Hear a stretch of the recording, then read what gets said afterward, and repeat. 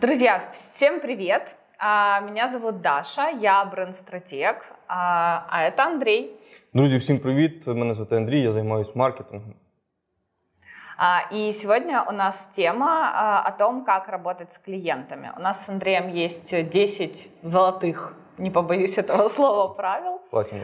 Платиновых, которыми мы с удовольствием с вами поделимся. Возможно, кому-то это будет очень полезно. Так. Ну, з чого ми почнемо? Расскажи, Андрей, какое твое самое первое и золотое правило? Найперше і найзолотіше, те, яке я вважаю взагалі платиновим, це те, що не потрібно кружити дуже сильно клієнта. З самого початку необхідно працювати з ним як партнери. І ніколи не ставити себе в позицію нижче. Ми зараз, до речі, тут заходили в студію, і я бачив, як дві дівчинки сиділи перед серйозним мужчиною, і вони прям так перед ним, як собачки, кружилися. Насправді це все відчувається клієнт, і це біда. В мене були помилки в цьому плані, коли я тільки почав свою маркетингову агенцію, я хотів набрати купу клієнтів і хотів робити багато кейсів, тому давав завдання всій своїй команді, зробити суперкруту презентацію, розписати всі поінти, як ми будемо працювати, наш роудмеп, чуть ли не початок уже дослідження. І клієнти це все не цінять. Через те, що коли їм відправляєш таку презентацію, вони це відчувають, ніби так і повинно бути. Вони бачать в цій презентації вже якийсь початок роботи і вже оцінюють цю роботу. А на цьому етапі ти не знаєш клієнта, ти не знаєш ринку, ти не знаєш клієнтів клієнта. І це буде неякісна робота. Ця презентація вона буде гарною, але вона буде оцінена як неякісна. Через те, для мене золоте правило – це максимально дослідити клієнта, дослідити його ринок уже після того, як ми домовилися про формат нашої роботи. Да, на самом деле я с тобой абсолютно согласна. У меня точно такие же есть замечания и опыт такой же. Тоже было такое, что я готовила какие-то коммерческие, специально кастомный дизайн под клиента, и это вообще не приносило никакого результата, просто потому что я заметила, что люди, которые ориентированы на получение кучи презентаций и кучи вот этого вот всего, как правило, это не всегда, далеко не всегда это собственники бизнеса, как правило, это люди, которые несут что-то собственнику бизнеса, и, соответственно, ему нужно показать свою бурную деятельность, что вот смотри, тут 3 агентства или 5 агентств принесли мне вот такие вот презентации, и люди выбирают не человека и не конкретно его личность, а через презентацию, и это, конечно же, вообще не работает. Поэтому... Правда. Навіть коли я працював директором з маркетингу, коли я був по ту сторону барикад, коли я вибирав підрядників, то насправді так, власника цікавить в основному портфоліо, ціна. І все. І наскільки чоловік адекватний. І терміни. Також дуже цікавлять терміни. Все інше ні.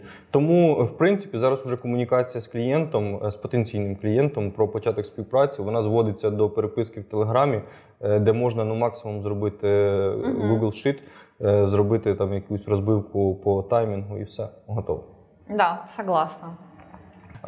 Тепер твоя черга, розповідай про свої золоті правила. Да, с удовольствием. Мое золотое правило – это общаться всегда с клиентом. То есть оно, в принципе, выходит из того, что мы уже с тобой проговорили в первом пункте.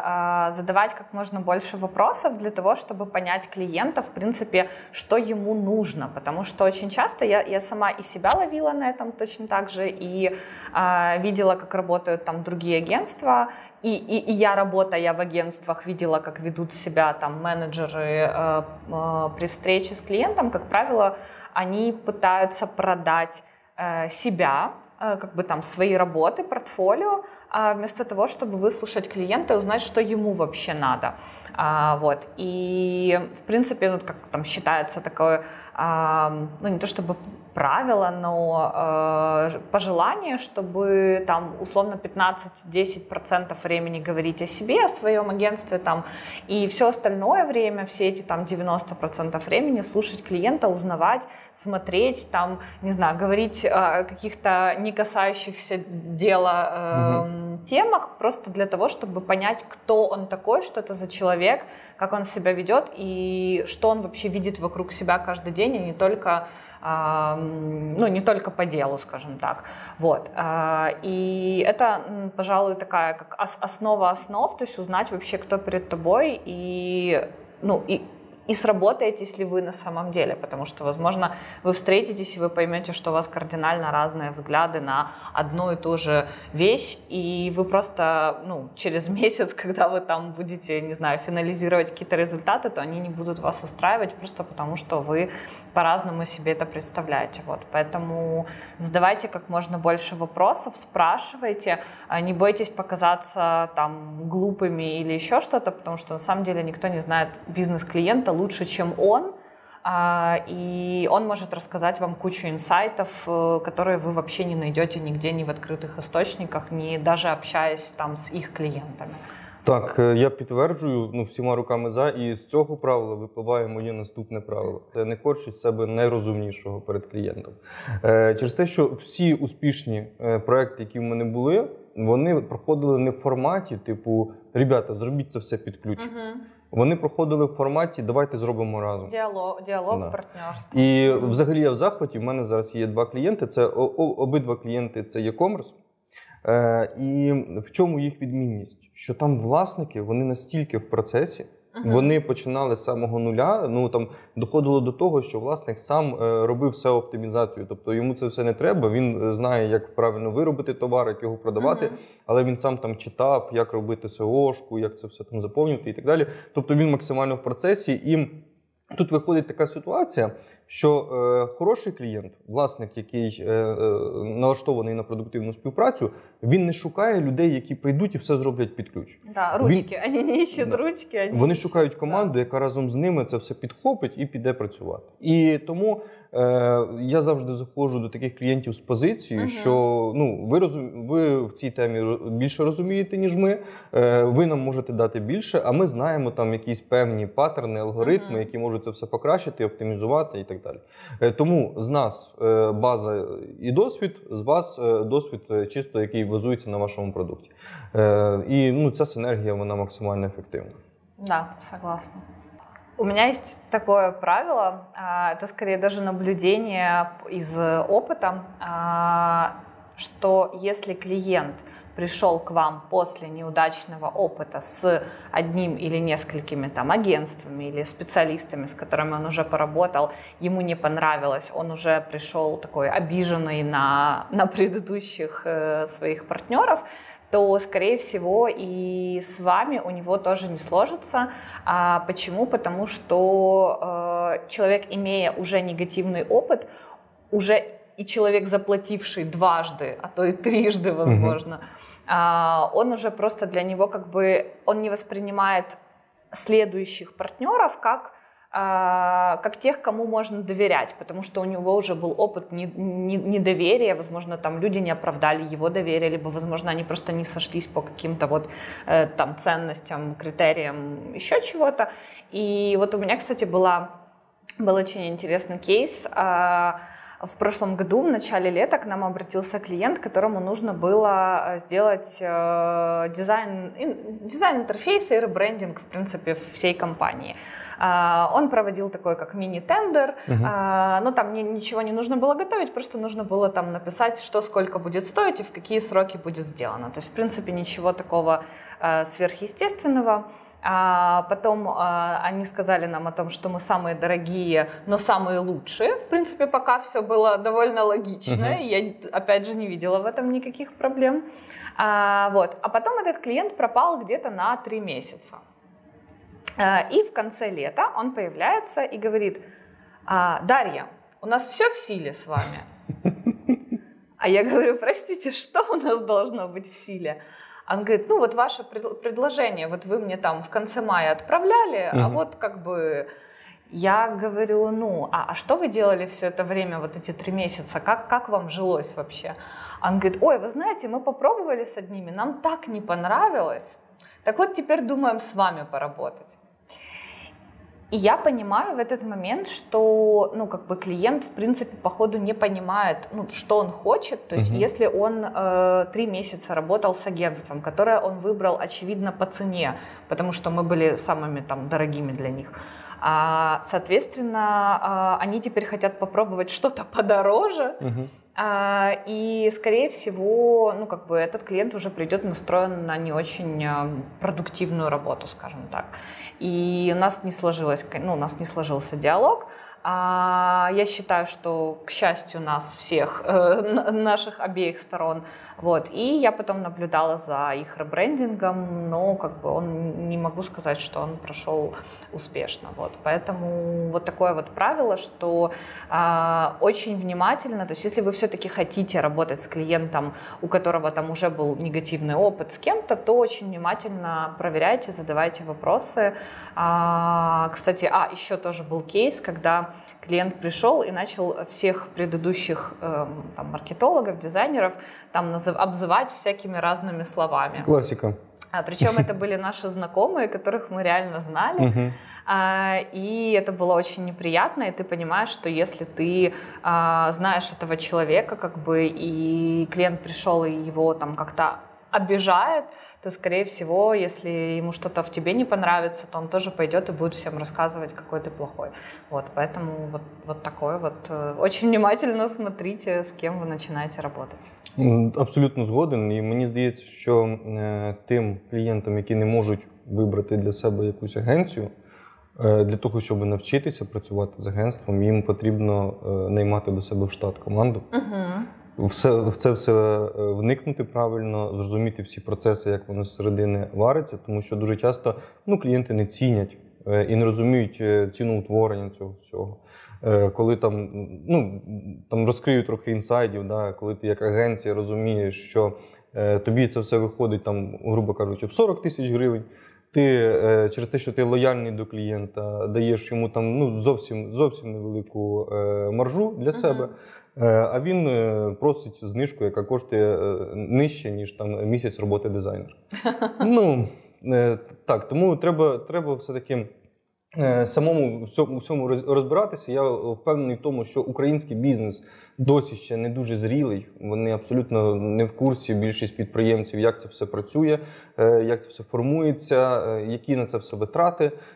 І тому ми там стикаємося з такими артефактами, коли клієнти поводять себе неадекватно. Хоча з їхнього боку вони поводять себе абсолютно адекватно.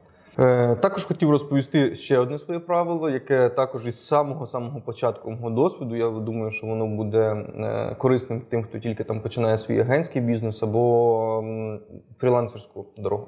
Це не робити нічого безкоштовно через те, що... Це 100%. Ніколи. Це жесть. Справа в тому, що коли я починав агентський бізнес, в мене був невеликий капітал на команду, і я думав так, що зараз я зберу собі пару кейсів, для мене це там місяць-два роботи, і буде в мене вже портфоліо агентське, а не те моє корпоративне, і пішло-поїхало. Дуже швидко я знайшов людей, які готові були зі мною попрацювати, там вбудовували всі процеси, і, в принципі, адекватні люди. Грубо кажучи, там бізнес, в який було вкладено $2 мільйони. І цей бізнес треба було правильно запакувати, дати йому стратегію і в принципі, просувати. Мені було прямо в кайф через те, що я бачив, що це, там, грубо кажучи, завод, який побудований з нуля, і він тільки виходить на ринок, і я для нього буду щось робити. Інтересний кейс. Це дуже цікаво. І, значить, я запрягаю всю свою команду, витрачаю на це купу власних коштів для того, щоб все було суперово. Роблю там класну стратегію, фокус-групу, 40 людей, господи. Ми просто купу часу на це все вбили для того, щоб все було гарно. І я от дивлюся, зі свого там корпоративного минулого, я розумію, що, наприклад, моєму керівництву би точно сподобалося, там будь-якому керівництву з моєї історії би сподобалося. І, в принципі, все ок. І приходиш до цього власника, от я собі не задав запитання, а чого він досі нікого не найняв? Чого він погодився зробити щось безплатно? Приходиш до цього власника, і він такий дивиться, а там же ж ясна річ, що там окрім візуалу, окрім дослідження ринку і так далі, там є ще план по просуванню, все розписано в грошах і так далі. І ми почали працювати там із планом мінімум, він оцінює всі ці цифри і каже, а на що це? а для чого це? А чого так дорого? І тут така ситуація, що, в принципі, я десь прочитав чи навчився, що постійно потрібно починати всю презентацію з цифр. Тобто спочатку ти розповідаєш найжорстокіше, а потім уже картинки і красу. І він цього всього просто не зрозумів, одразу налаштувався негативно.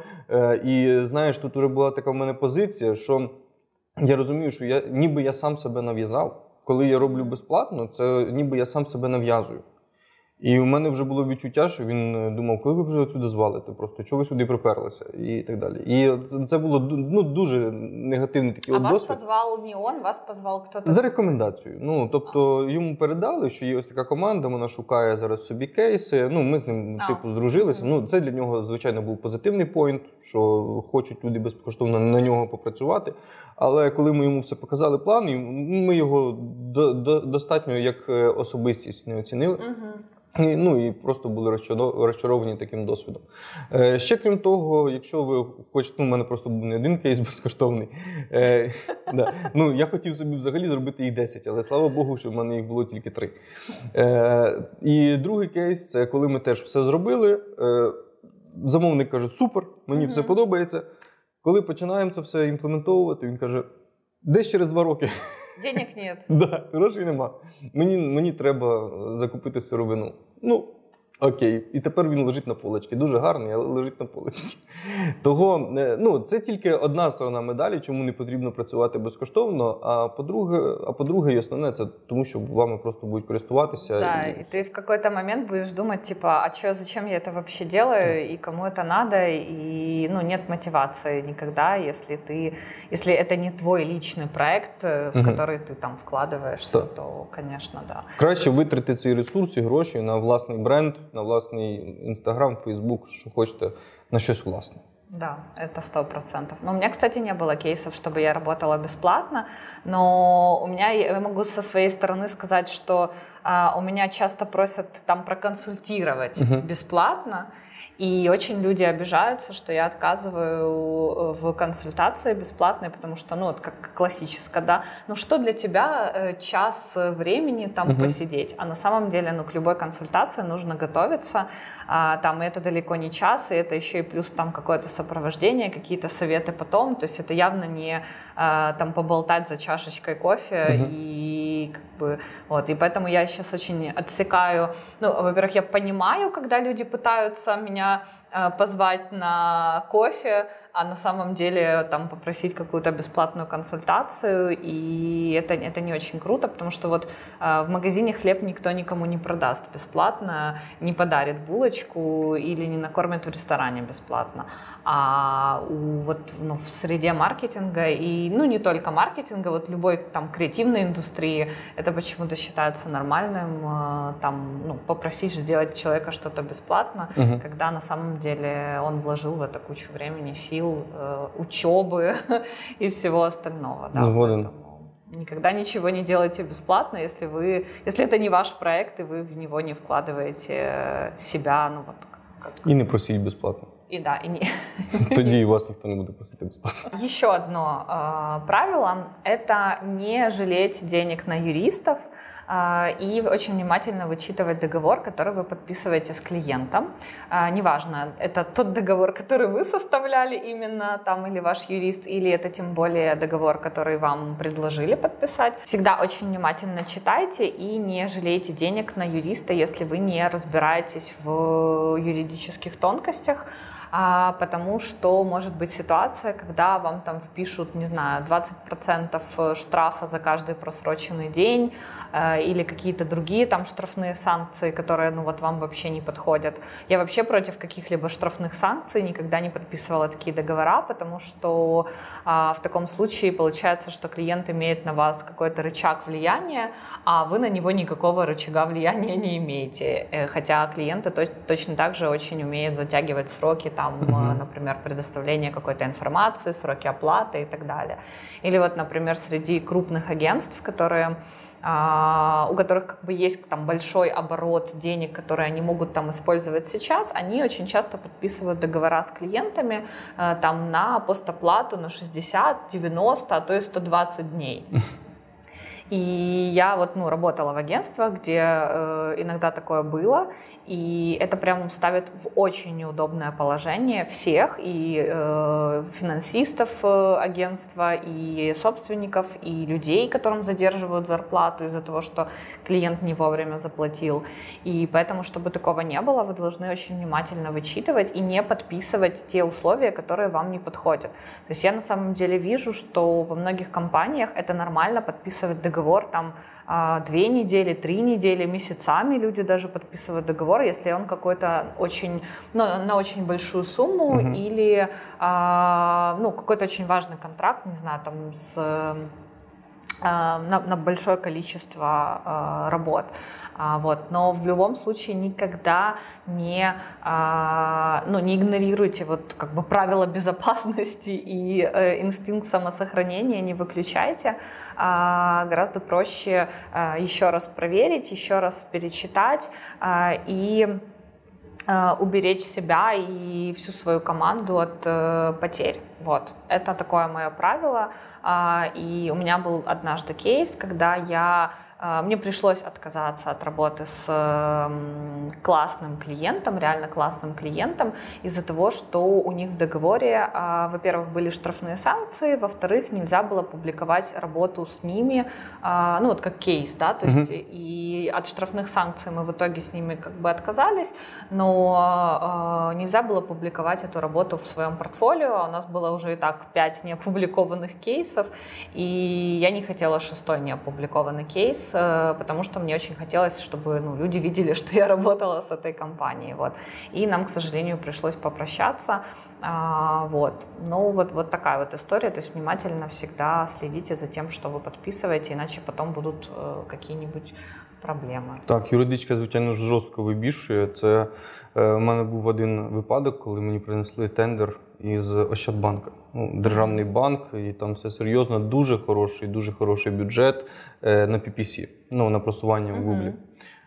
І я починаю його читати, все класно, я думаю, зробимо. Потім необхідні документи. 18 сторінок, 14 шрифтом. І там скільки цих довідок, я вже дивлюся, що мені треба принести довідку, що моя мама не сиділа в тюрмі. Это банки, їх можна зрозуміти, бо в них будуть проблеми. Требування. Так, але це жесть. А ще був один від мене крутий випадок з моїм знайомим. Він, правда, не займається маркетингом, але в нього теж агенція, він дає послуги інженерні послуги. І він виграв також тендер у великої української компанії, це чи якась ТЕЦ була, чи щось подібне. Теж дуже класний тендер, багато грошей, супермаржа, він задоволений, вони дороблюють тендер, і в кінці вони побачили, що всю документацію вони повинні здати на папері, надруковану. А ця вся документація займала газель паперу.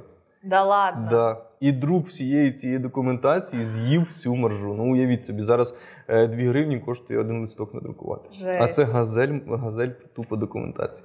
Тому прочитайте договори, народ. Интересно, что они потом делали с этой бумагой, просто ее в шредере потом, наверное, резали. Насправді вона їм нафіг не треба, але такі у них вимоги, і все. Очень ужасно. І наступне моє правило – це правило про те, що клієнту необхідно давати дозріти. Що це означає? Якщо ви зустрічаєтесь з клієнтом перший раз і ви з ним обговорюєте взагалі гіпотези, які можна використовувати для просування його продукту, то може бути така ситуація, що ви не згодні з його гіпотезою. Можливо, одразу вона вам здалася ненадійною, а можливо, ви пішли з командою і обговорили. Це потрібно одразу сказати.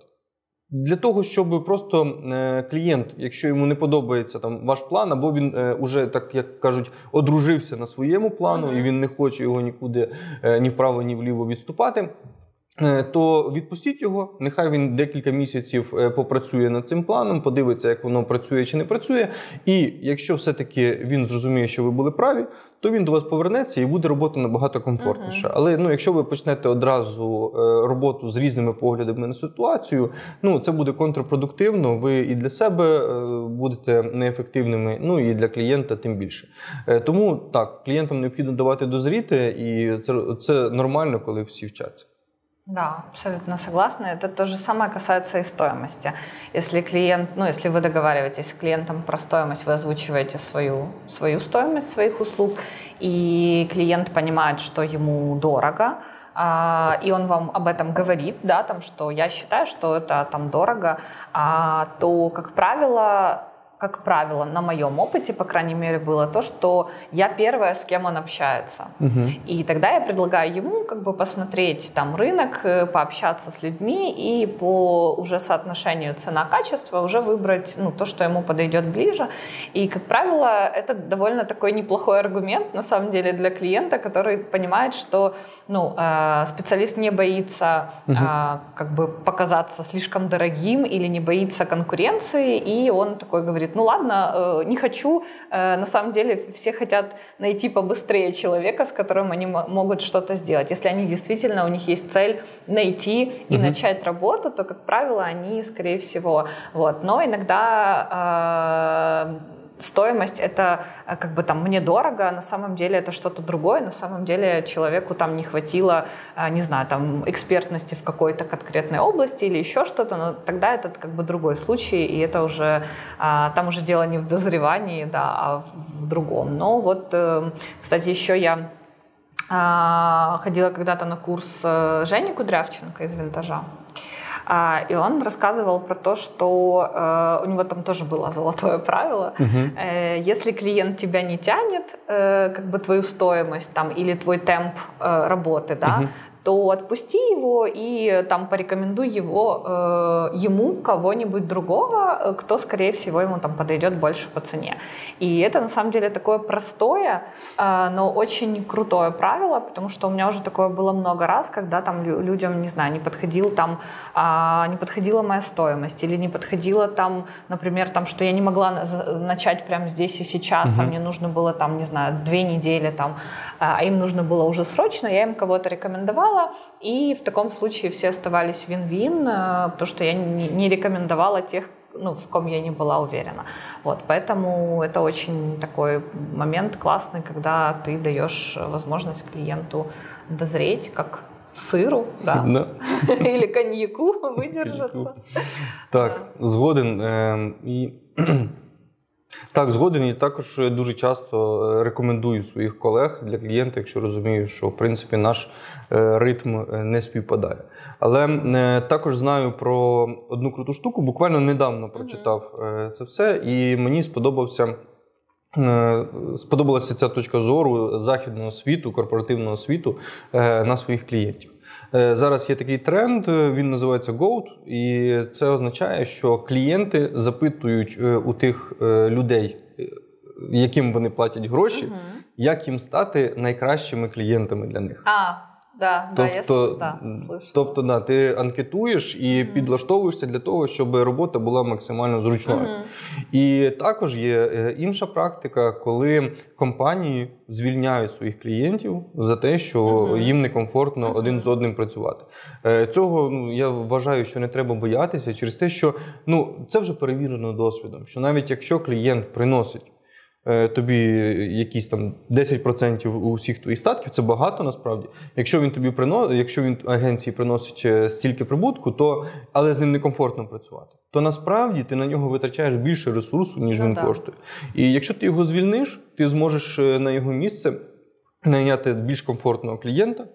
Можливо, там по ресурсу це буде займати стільки ж часу, але якось ментально, психологічно ти будеш здоровіший і вся твоя команда буде здоровіша. Якось так я мислю. Так. Тому екологічні клієнти, ті, з яким тобі комфортно працювати, це must have. В принципе, на цьому мои правила и завершаются. Да, я тоже, в принципе, как бы могу и поддержать, и дополнить тоже твою мысль тем, что я вот всегда стараюсь, в принципе, очень внимательно смотреть перед тем, как начинать вообще работу, потому что я понимаю, что, будем честны, потом расставаться с клиентом, с которым у вас, очевидно, что-то не сходится, будет сложно. И это такая, это как развод, наверное, какой-то, да, когда все пытаются сохранить лицо, но при этом все равно, есть вопросики. Вот, поэтому я стараюсь всегда смотреть, в принципе, потенциально, какие могут быть сложности, и если я понимаю, что там я с этими сложностями, окей, я принимаю это, то супер. И, в принципе, у меня, кстати, не было никогда такого, чтобы мне приходилось кого-то с кем-то расставаться, да, там, и никто и со мной как бы не расставался просто потому, что, наверное, какой-то очень избирательный подход, и я, наверное, в этом плане какой-то, как балована Галя в том плане, что я выбираю, но если уж как бы выбрала, то тогда, скорее всего, типа, все будет хорошо, потому что нужно очень быть уверенным в том, что у вас сойдутся...